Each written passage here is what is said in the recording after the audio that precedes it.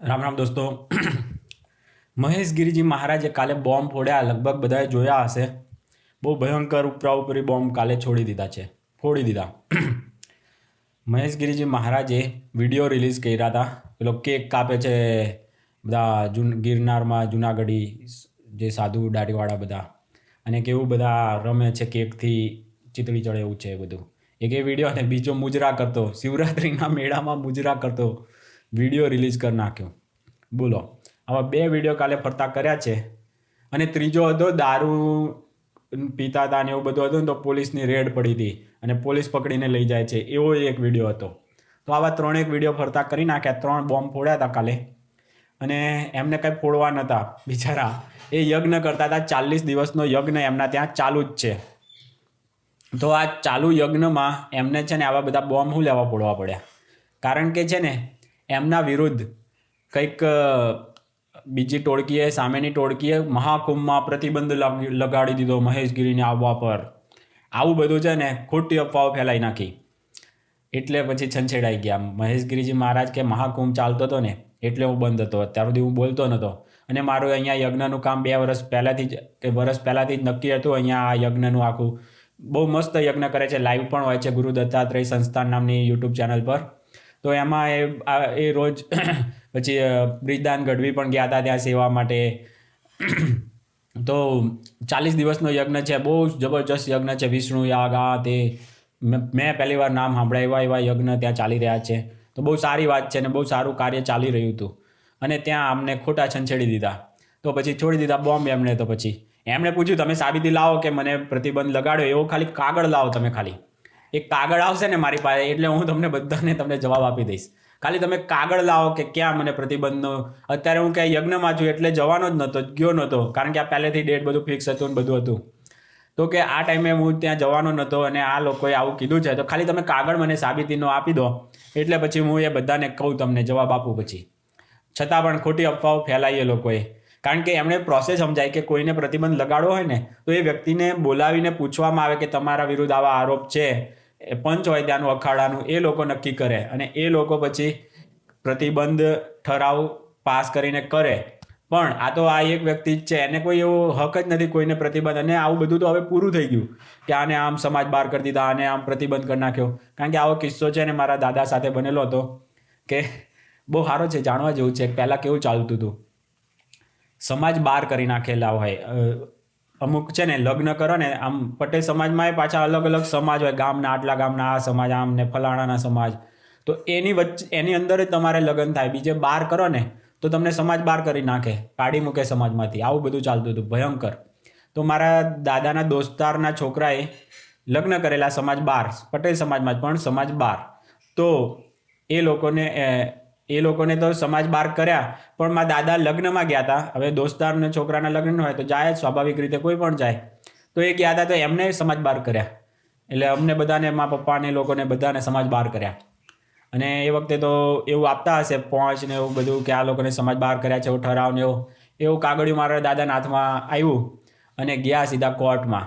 આખા સમાજને રોડે ચડાવી દીધો સીધો, તરત જ કોર્ટમાં ગયા. અને બધા તરત પછી તો કેટલી માફીઓ માગવા આવી ગયા, અને કે તમે કેસ પાછો લઈ લો, અને બધું જાતનું ચાલતું થયું. અને પછી ના છૂટકે એ કેસનું શું થયું આગળ પછી એ મને ખબર નથી. પણ એ કેસ કર્યો ને તો પછી તો કેવું કર્યું, આ હરામખોરો જે એક ખોટું કરે ને પછી બીજી હરામખોરી કરવી પડે, ત્રીજી કરવી પડે. પછી તો મારા મામાને એ લોકોને પણ સમાજ બહાર કર્યા. પેલી બાજુથી પણ મારા પપ્પાના બધાના જે સગા સંબંધીઓ એ બધાને પણ સમાજ બહાર કર્યા. એટલે હું દબાણ લાવે ને એ લોકો આવું કેસ ને એવું પાછો લઈ લે. પણ મારા દાદાએ તો કંઈ કેસ બેસ પાછો ના લીધો ને, એ તો મૂકી જ દીધો હતો. એટલે એમાં કંઈ થાય એવું જ નહોતું એ કોઈના. હવે પણ આ બધી જે કુરીતિઓ હતી ને, એ એક વ્યક્તિ લડ્યો હતો ને, એટલે છે ને એ બધી હવે કોઈને સમાજ બહાર ને આવું બધું ધતિંગ કરતા જ નથી આ લોકો. એ એક વ્યક્તિએ શીખવાડી દીધો સબક, એટલે હવે બધું પૂરું થઈ ગયું. આ બાજારું મીડિયાને પણ આપણે સબક શીખવાડી દઈશું ને એટલે સીધી લાઈનમાં આવી જશે. મારે આવા કેસ કબાલાથી મને એમ કે મારા દાદાએ આખી જિંદગી આવું બધામાં જ કાઢી એમણે. એટલે મારા પપ્પા અને એ બધાને જોયું ને એટલે મેં વિચારી રાખ્યું હતું કે ક્યારે આપણે આ કોર્ટ કચેરીના ચક્કરમાં ફસાવું નહીં. પણ હવે લોકો ફસાવડાવશે તો આપણે ફસાશું. અને હવે સમજાય છે કે એ વસ્તુ સારું કર્યું. હું જેટલી પણ મારા મામાને એ લોકોની સામે મારા દાદાનો જિક્ર આવે ને એટલે એમની તો એ લોકો મને કહેતા જ હોય કે મારા મામાને લોકો કે તારા દાદાના લીધે તો અમને સમાજ બહાર કરી મૂક્યા હતા. ને પણ એ લોકો એ નહીં સમજતા કે આ ખોટી રીતે તમને બધાને સમાજ બહાર કર્યા હતા. આ સિસ્ટમ જ ખોટી હતી કોઈને બહાર કરવાની. આવું કરવું જ ના જોઈએ કોઈની પણ સાથે.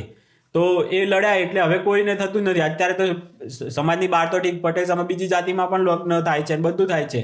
આવું એક માણસ લડ્યો હોય હરખી રીતે, કારણ કે એ ઉપર જે બેસી ગયા ને એ આમ બહુ આમ એ સમજે પોતાની જાતને કે અમને કોઈ કહેનાર જ નહીં, અમે જે કહીએ એ જ શાસન.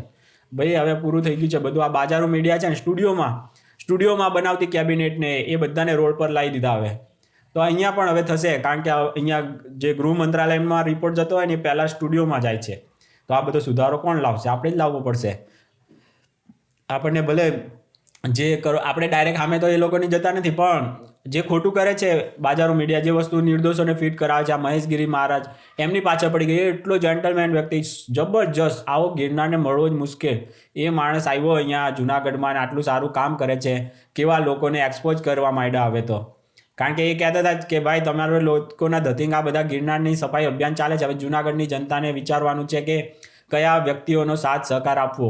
કારણ કે આવા તો હાવ પીધેલા અને ના કરવાના બધા ધંધા એ લોકો કરે છે. એ બધા વિડીયોના પ્રૂફ હાથે કહી દીધું છે. હવે હજુ બી તમે લોકો બાજારો મીડિયા જો વગોવતી હોય મહેશગીરીને એની વાતોમાં આવતા હોય તો પછી કોઈ મૂર્ખાઓને કોણ સમજાવી શકવાનું છે? તો આ બધું સમજો. બાજારો મીડિયા જો ભૂપેન્દ્રસિંહ ઝાલા કાંઈ ના નીકળ્યું. 6,000 કરોડનો એમની પર આરોપ હતો, કાંઈ ના નીકળ્યું. 400 કરોડે આવ્યા, પછી 172 કે 71 આવ્યા, હવે 91 કરોડે આવી ગયા છે. બોલો, હજુ દિવસો જાય જીરો આવી જશે. આમ ને આમ ચાલતું રહ્યું તો પછી આમાં કાંઈ હોતું નથી. બાજારો મીડિયામાં એટલા એ લોકો છે ને પૈસા ખાવા માટે બેઠા છે. અહીંયા પણ બાજારો મીડિયાના જે અમુક ન્યૂઝરૂમમાં બેઠા કુદાકૂદ કરે છે ને પૈસા પહોંચી ગયા હોય એટલે એને તો શું છે, કુદાકૂદ કરવી પડે દેખાડા પૂરતી. બાકી એને બી ખબર છે કે મહેશગીરી સાચા છે. જેટલા પણ બિચારા હારા છે એ લોકો મીડિયામાં હારા માણસો હોય એ સહકાર આપે જ છે મહેશગીરી મહારાજને. એ કોઈને પૈસા આપીને કરાવવાના જ નથી. તમારે જો સનાતન ધર્મનું કંઈ સારું કરવા માગતા હોય તો એમને કંઈ સહકાર આપો એમ છે. પણ આ બાજારો મીડિયામાં એવા સનાતનના તો વિરોધી ભર્યા છે ને, એ વટલાઈ જ ગયા છે માનસિક રીતે. એ લોકોને કાંઈ ફરક નથી પડતો. એને જેમ ભાવે ને એમ એ લોકોને કામ ધંધા એ કરવા છે, બદનામી જ કરવી છે સનાતન ધર્મને એની બધી. એટલે એ સારા માણસને બી ઓળખીને એક આ મહેશગીરીજી મહારાજને એક મારે વિનંતી કરવાની છે કે તમે છે ને જે મોટિવેશનલ સ્પીચ ને એવું જે આપતા હતા ને એ બધું પાછું શરૂ કરો ગુજરાતીમાં સ્કૂલોમાં ને એમાં સેમિનાર આપો, સ્પીચ આપવા જાઓ. આ બધું થોડુંક છે ને કામ કરો તો છે ને સોશિયલ મીડિયામાં તમારી છબી થોડોક સુધારો આવશે, આપોઆપ જ આવશે. જે માણસોને આ બાજારો મીડિયાએ ખોટો તમારી છબી ચિતરી નાખી છે ને એ થોડી છબીમાં સુધારો આવશે. તમે આ વ્યક્તિ કેવો છે મહેશગીરી, કેજરીવાલ સામે લડ્યા છે ભાઈ, અને ત્યાંથી જીત્યા છે. સાંસદ દિલ્હીમાં બનવું એ કાંઈ જેવી તેવી વાત છે ભાઈ. આપ્યાઓ સામે કેટલા મેજોરિટીથી ત્યાં હોય ને ત્યાં આવ્યા સાંસદ બનેલા છે મહેશગીરીજી મહારાજ બીજેપીમાંથી 2 વાર, પાછું લગભગ 2 વાર, મારી ભૂલ ના થતી હોય તો આટલું વખત આટલું વ્યક્તિ જોરદાર હોય અને એને તમે સમજી ન શકો તો પછી, અને એ તો કહે છે મારે તો જોતું જ નથી, તમે સારા માણસને જ બેહાડો, મને તો આ રાખતા જ નહીં, એમ ચોખ્ખી વાત તો કરે છે. પછી એનાથી વધારે સારું શું જોઈએ? સારો માણસ બેસવો જોઈએ, બીજું શું જોઈએ? બધાને સનાતન ધર્મને માટે બી સારું છે, જુનાગઢના લોકો માટે બી સારું છે, ગિરનાર માટે બી સારું છે, બધા માટે સારું છે કે સારો માણસ કોઈ તમારા જ્યાં પણ મંદિરો ને એમાં શાસનમાં આવે. એનાથી વધારે સારું શું જોઈએ? અને જોયું એ તો એમને સાબિતીઓ આપી શું કામ વિરોધ કરે છે, મુજરા કરે છે, રંડી ખાનું બધું બનાવી નાખીને કરે છે, કેવા ધતિંગો કરે છે. તો પછી હવે આનાથી વધારે મોટા પ્રૂફ શું આપે તમને લોકોને? હવે તો સમજવું જ જોઈએ, સમજદાર વ્યક્તિ હોય એને. ભલે જે આ બાજારો મીડિયા ગમે એટલો બફાટ કરે, એનું તો એને પૈસા લીધા છે એટલે મહેશગીરીના વિરુદ્ધ બધા ગિરિયાન બધાને બોલાવીને કરવાના જ છે એ જે કરવાના છે. પણ મહેશગીરી તો જો બધું જ એણે છે ને જે વ્યક્તિને પેલા એને સામે કર્યો છે એને પોલ બધી ખોલી નાખી કાલે પ્રેસ કોન્ફરન્સમાં. અને આ બધું પ્રેસ કોન્ફરન્સમાં કર્યું, પણ આ બધું કોર્ટમાં જશે તો કોર્ટે બી તો નક્કી કરશે ને કોણ સાચું છે કોણ ખોટું છે, એ પ્રમાણે કોર્ટ પણ નક્કી કરશે. તો પછી અત્યારથી જે વસ્તુ અત્યારે દેખાય જ છે કે કોણ સાચું છે, જે સાબિતીઓને બધું આપી દે છે, બધું કરે છે, તો એ લોકો હવે નથી જાગવું. તો પછી આવશે પછી ખોટા સાધુ સંતોમાં હાવ એટલે હાવ ગમે ત્યાંથી આવીને અહીંયા ગરી જાય છે. જુનાગઢમાં કેવા પકડ્યા જ છે ને અત્યાર સુધી, ખૂની ને એવા બધા કેટલી જાતના પકડ્યા છે. તો થોડુંક શુદ્ધિકરણ કરે છે તો સારું કામ જ કરે છે. મારે તો સપોર્ટ એ નહીં, વિરોધે નહીં, પણ વસ્તુ જે સાચી લાગે છે એ તો કરવી પડશે ને ભાઈ. એટલે મહેશગીરીજી મહારાજે જે બોમ્બ ધડાકાને હજુ પાછું કીધું છે કે હજુ રોકાઈ જાઓ ભાઈ, નહીંતર હજુ પણ વધારે બોમ્બ ફોડશે. અને પાછું પેલા અમુક એન્કરો કે તમે આ પાપ કરો છો જો તમે બતાવતા નથી. ધીમુભાઈ એ પાપ બાપ કાંઈ નથી. આ બધું જ હવે એમને જ્યારે ટાઈમ આવે ત્યારે એ બધું બોમ્બ ફોડશે, એમને પ્રેશર કરશે. તો બાકી એ ખાલી એટલું જ કહે છે કે જુનાગઢ છોડી દો, મારે કોઈની સાથે કાંઈ દુશ્મની નથી. સીધી સિમ્પલ વસ્તુ વાત કરે છે મહેશ ગિરિજી મહારાજ કે જુનાગઢ છોડી દો, હું બધું ભૂલી જઈશ. અને એમને તો કેટલી ઓફર આપી, મહામંડલેશ્વર બનાવી દઉં, નામ બનાવી દઉં, બધું કાલે પ્રેસ કોન્ફરન્સમાં કીધું એમણે કે મારે કોઈ જોતું નથી, મારે તો આ વસ્તુ હરખી જોવે છે બસ. તો ખાલી મોટિવેશનલ સ્પીચો પાછી શરૂ કરો ને તો યુવાનોને પણ સાચો માર્ગ મળે. કારણ કે અહીંયા તો બીજા બધા બકરા બનાવવાવાળા જ છે. એટલે મોટિવેશનલ ને એવા બધાનો જે થોડોક દુકાળ છે ગુજરાતમાં, તો એ શરૂ થાય પાછો કે થોડા મોટિવેટ કરો, સાચા રસ્તે યુવાનોને વાળે.